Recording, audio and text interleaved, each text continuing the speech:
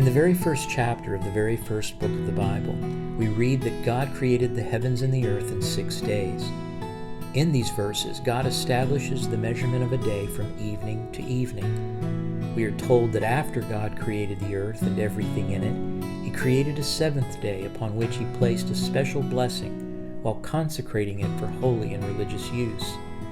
This seventh day was set aside by God so that His creation could find special rest and recreation under His eternal power and Godhead. God established the seventh day by 3 specific acts. First, the Scriptures tell us that after God had finished all His work, He created a seventh day in which He rested and was refreshed. This was not because the Almighty God needed rest and refreshment from His labors as man would require. For the Scriptures plainly tell us that God our Creator faints not, and neither does He grow weary. But God rested on this seventh day in order to lay the foundation for a divine and everlasting institution which He would place at the very heart of His eternal law. I speak of the Sabbath institution contained in the 4th commandment of the eternal, moral law of God. The second act from which the Sabbath institution was established was the special blessing that God bestowed upon the day.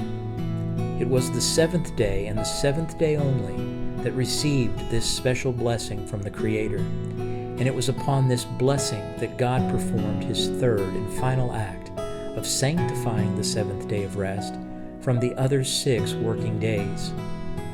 These 3 specific acts formed the basis of the Sabbath institution. It was a definite day that was to be an everlasting memorial of God's creative work and authorship. For whom did God sanctify or set apart the 7th day?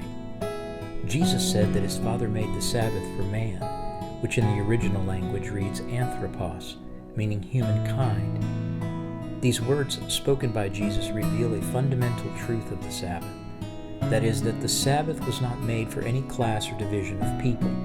Rather, it was made for all of mankind. In speaking this truth, Jesus began an important work of His earthly ministry, which was to free His Father's Sabbath from the radical, Pharisaic constraints that had been placed upon it, and to restore the Sabbath to its rightful place in the hearts and minds of His people.